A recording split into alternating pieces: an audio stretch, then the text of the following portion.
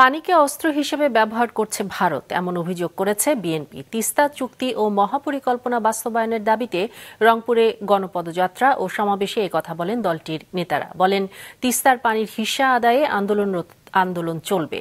রংপুর প্রতিনিধির পাঠানো তথ্য ও ছবিতে দেখুন ডেস্ক রিপোর্ট।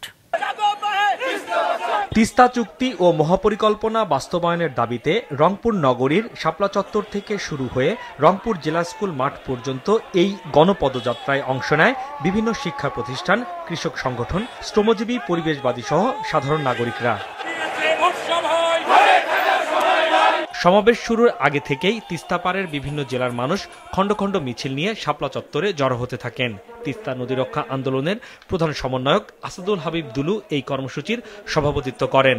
আমরা আশা করি যে এই কর্মসূচির মধ্য দিয়ে সরকার অল্প সময়ের ভিতরে বাংলাদেশের অন্যান্য অঞ্চলের উন্নয়নের ক্ষেত্রে যে ভূমিকা রাখে, রংপুরের ক্ষেত্রে বারবার বৈষম্য হচ্ছে, এই বৈষম্য না করে অতি সত্বর যাতে আমাদের এই দাবিকে মেনে নিয়ে 2 কোটি মানুষের জীবন রেখা, প্রাণ, ভালোবাসা, এই রংপুরের অস্তিত্ব যাতে বিপন্ন না হয় সেদিকে উনি রক্ষা করবেন।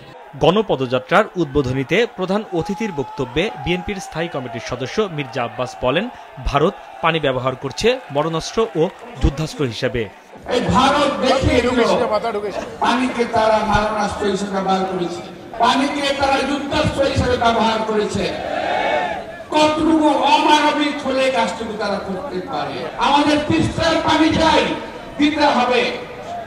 ফারাক্কার পানি চাই, দিতে হবে।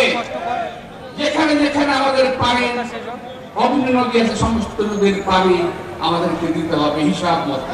এর আগে তিস্তার পানির ন্যায্য হিস্সা আদায় ও অবিলম্বে তিস্তা মহাপরিকল্পনা বাস্তবায়নের দাবিতে 17 ও 18 ফেব্রুয়ারি লাগাতার 2 দিনের অবস্থান কর্মসূচি পালন করে তিস্তা পাড়ের মানুষ। মাছরাঙা নিউজ ডেস্ক।